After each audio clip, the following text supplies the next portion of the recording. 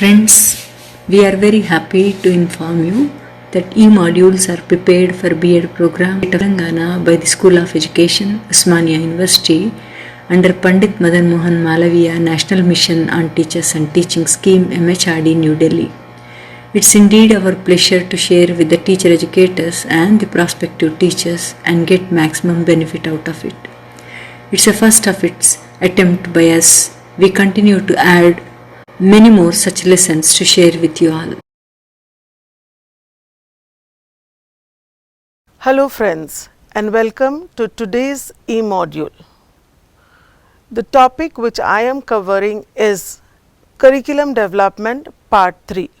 The content of this topic was prepared and submitted by Mrs. Atiya Fatima, Assistant Professor, Islamia College of Education. I am Khaiser Banu, working as Assistant Professor at Princess Durrani College of Education for Women.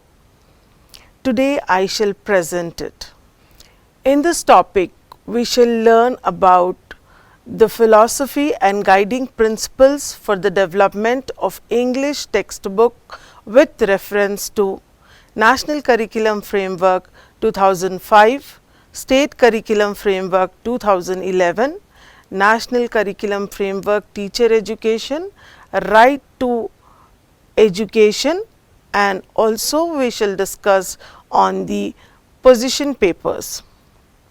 Before I go into the details of the topic, let us first see the objectives of this unit.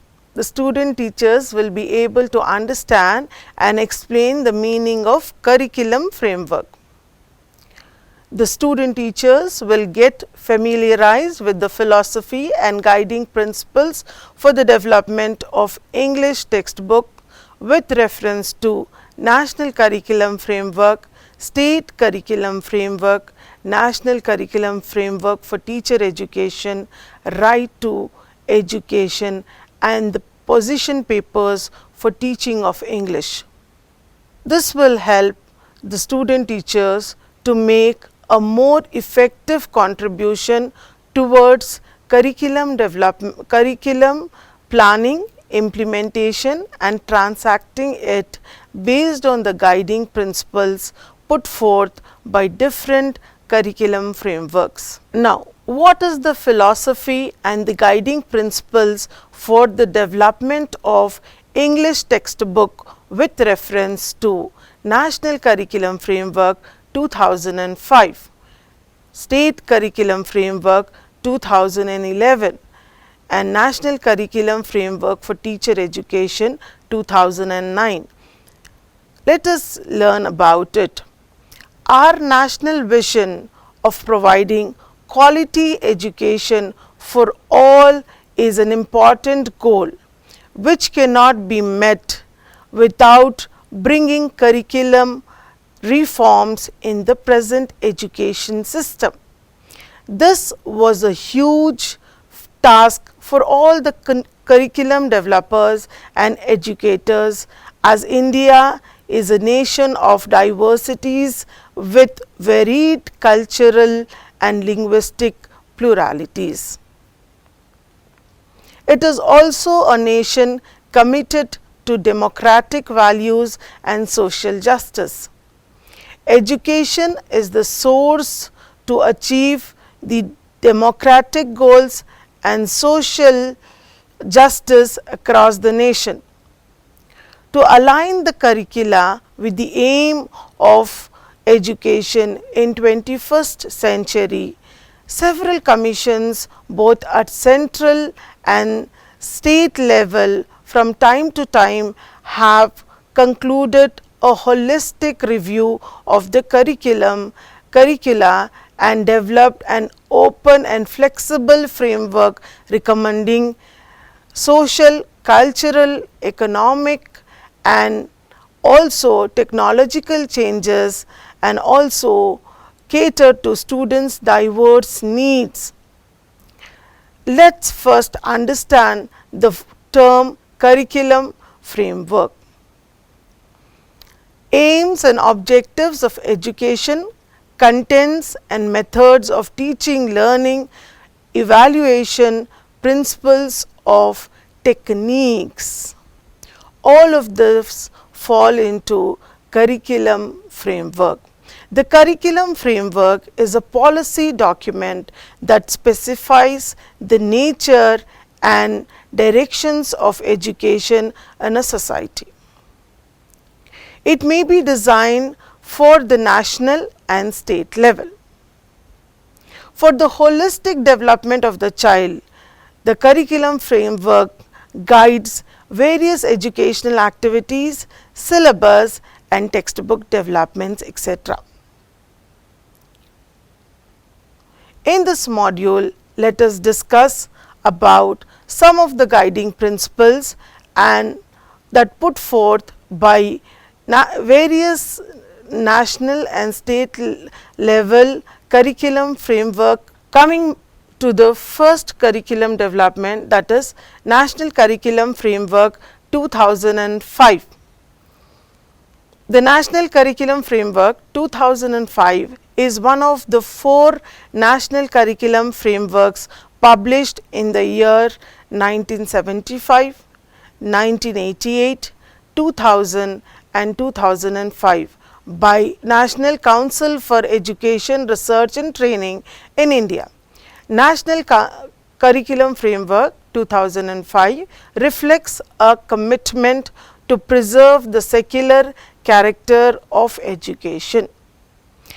It provided the structure of making syllabi, textbook and teaching practice within the school education program in India based on the constructivist approach. This framework removed the focus from the teacher-centric class to student-centric approach. Without it has given the basic foundation of learning without burden and to change the tendency of learning by rote memory. National Curriculum Framework 2005 guiding principles are connecting knowledge to the life outside school, ensuring that learning shifts from rote learning or rote memorization, enriching the curriculum to provide for the overall development of children rather than being textbook centric, making examination more flexible and integrating them with the classroom life, nurturing an overriding identity informed by caring concern within the democratic policy of the country. Coming to State Curriculum Framework 2011. After reviewing the present educational scenario in our state and finding many defects in it, the committee felt that there is an urgent need for the state to have its own curricular policy framework which will address some of the state's specific issues and formulates a curriculum suitable to our state. The state curriculum framework put forth the following guiding principles, that is, keeping the potential of the child to learn and it is the main focus, respecting the system of knowledge such as languages children bring to school, connecting knowledge to life with outside the school. Children should not feel that what they learn at school has no relevance to their lives, ensuring that learning is shifted away from rote methods and the focus should be on interaction, project work, analysis, etc. Enriching the curriculum to provide for the overall development of children rather than remain textbook centric, makes examination more flexible and integrated to the classroom life, more focus on assessment for learning than the assessment of learning, promoting social constructivism, issues based curriculum and critical pedagogy across curricular areas, nurturing towards flora and fauna and respect for biodiversity and social diversity. Respect for the work shall be promoted as a part of school curriculum. So, state curriculum framework has given utmost importance and has emphasized on producing productive students. They have emphasized on letting the student be independent users of language. Learning should be fun, the student should enjoy, and the learning should have a method of student centric, where you involve students. There should be much of interaction, participation and discussion, which the student should be able to question and to find out what it is, why it is. Unless and until you trigger that in students, you cannot have productive students. They should be given freedom to come out with their version of learning. Unless and until they do so, they will not be an independent user. National Curriculum Framework for Teacher Education 2009. So, National Curriculum Framework for Teacher Education 2009 is an inspiring vision of teacher education, covering both pre-service and in-service teacher education as well as teacher educators. Keeping in view the vision of teacher education, the following sets of statements relating to teachers' role and the philosophy, the purpose, the practice of teacher education are recommended by the National Curriculum Framework for Teacher Education. It envisaged teacher education as a holistic enterprise involving actions of different kinds and from multiple fronts aimed at the development of the total teacher's knowledge and understanding, repertoire of skills, positive habits, attitude, positive habits, values and the capacity to reflect. So, National Curriculum Framework for Teacher Education has emphasized on teacher education course. They have redesigned the teacher education course. They have made teacher educators to analyze, to interpret, to reflect on the various practices they are associated with. They wanted quality and assurance in teacher education program. According to National Curriculum Framework for Teacher Education, we teachers who care for students, children and love to be with them, understand children within social, cultural and political contexts develop.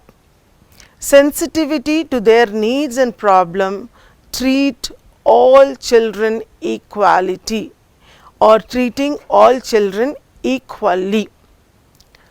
Perceive children as a passive receivers of knowledge, argument their natural propensity to construct meaning, discourage rote learning, making learning a useful, enjoyable, participatory and meaningful activity.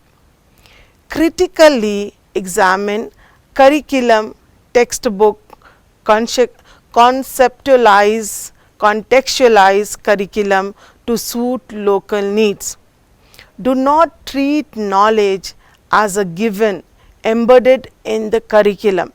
Accept without questions.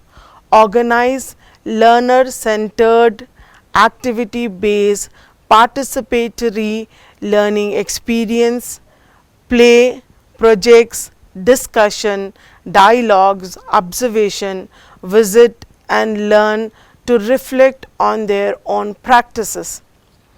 Integrate academic learnings with social and personal realities of learner responding to diversities in the classroom. Promote values of peace, democratic way of life, equality, justice, liberty, fraternity, secularism and zeal for social reconstruction. National Curriculum Framework for Teachers Education has redefined the curriculum of teacher education. They have emphasized on learning by doing, learning by experiencing, learning by reflecting. They have given ample scope and they have worked on the pillars like equality, liberty, fraternity, secularism, zeal for social reconstruction.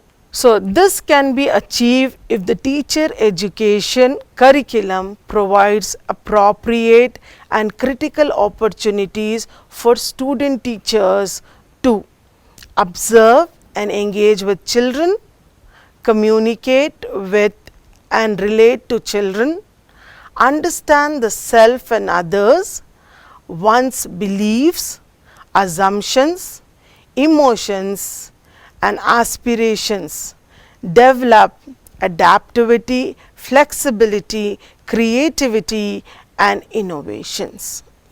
The course should be such which gives ample experiences for the student learners to be creative, to be self-evaluative, to be flexible in his or her approach to teaching, to be adaptive, learning the best, be selective in learning approaches.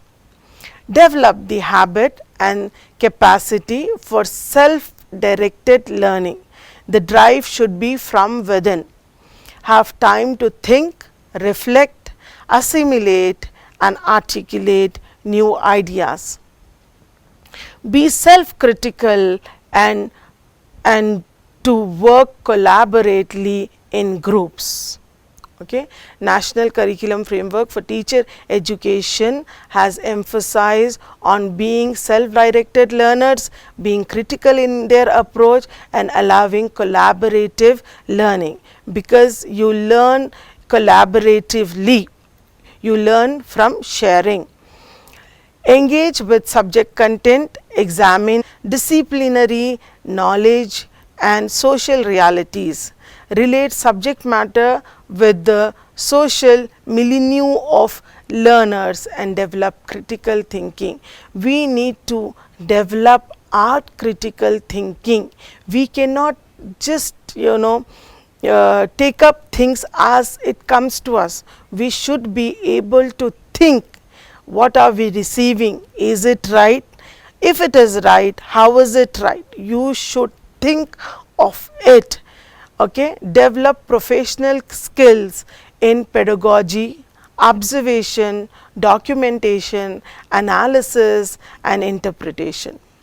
Drama, craft, storytelling and reflective inquiries. When you are the center of it, you are able to use language and express your experiences, because each one is unique in its expression. Thus, National Curriculum Framework for Teacher Education 2009 is an attempt to improve teacher education in India and to prepare ideal, innovative, humane and affectionate teachers. Teachers are the builders of future nation. Teachers see the future citizens, they keenly observe them. So, it is their prior responsibility to provide with the exposure where the learner enhances their skills, both professional and personal. Coming to the Right to Education Act 2009. The Right to Education Act, or the Right of Children to Free and Compulsory Education Act, 2009 describes the modalities of the importance of free and compulsory education for children between 6 and 14 years in India under the Article 21A of the Indian Constitution. The right to education is not only the right to access education, but also the right to receive a quality education, curricula, teaching materials and the methods have to meet the aims and objectives of education as defined by international law.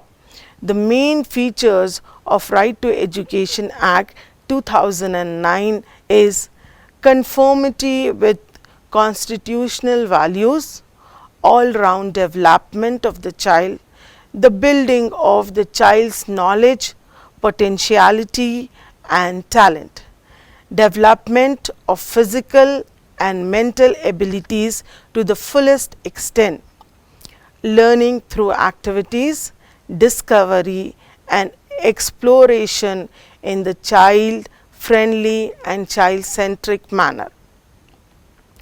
The child's mother tongue serving as far as the medium of instruction, curriculum to address diversities and various levels of children as well as the result of mainstreaming of out of school children dropouts in a age specific grade. So, they have emphasized on multilingual, multi languages, unless there isn't any strict rule that you follow only English as a medium of instruction, but give them space, to be free to express in their mother tongue, and teachers must megaphone in English.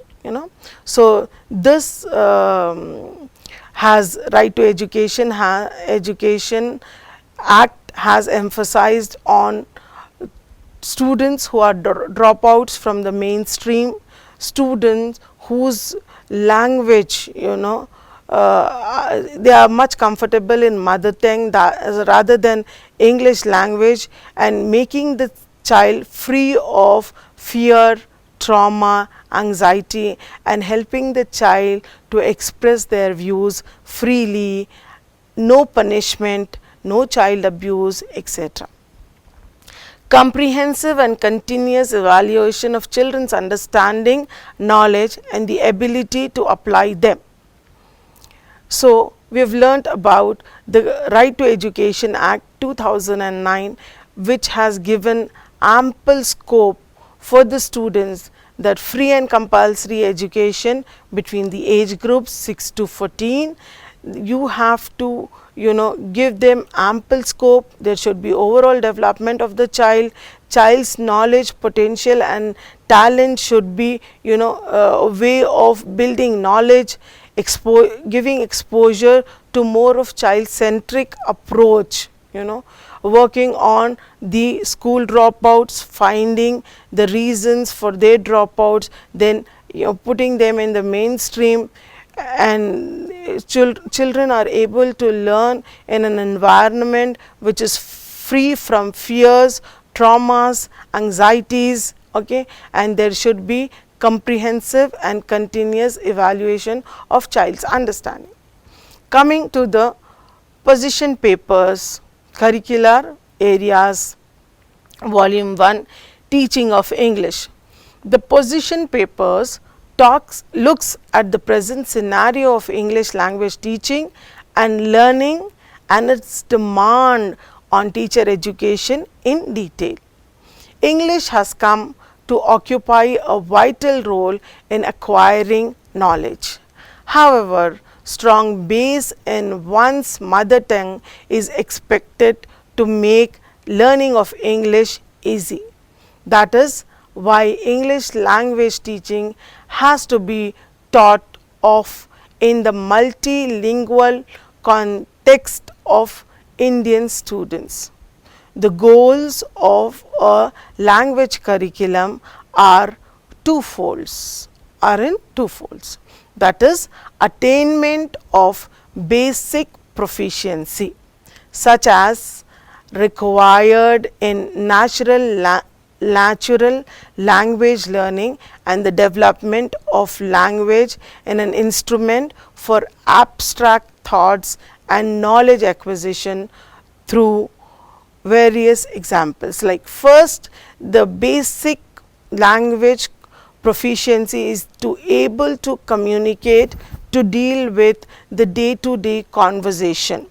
Next comes the cognitive ability, the thought process, the abstract thinking, okay, and knowledge acquisition. First is you are learning a language curriculum in two folds. The first is the basic ability to communicate. Second comes language acquisition, and it plays an instrument for abstract thoughts. Higher order linguistic skills generalize across curriculum, across language curriculum. Reading, for example, is a transferable skill. Improving it in one language improves its efficiency in other languages too.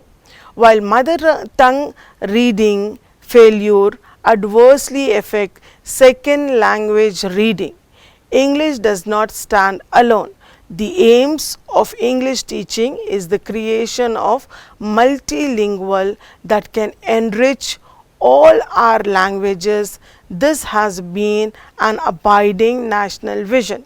So, it is not only the direct method that you follow in attaining language proficiency, but multilingual effect gives you a greater exposure, okay, not only that you enhance your language, but also you are able to understand better.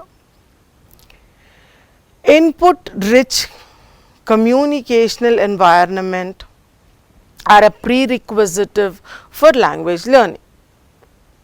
Inputs include textbook, learner chosen textbook, and class libraries, allowing for a variety of genres, printed material both in print media, okay, as well as e-learning, parallel books and materials is more than one language. So, there are ample resources available when it comes to the communicational environment, okay, and then there are various approaches and the methods that need to be exclusively put in order to attain better competency and literacy skill, okay, in with the view of language competency.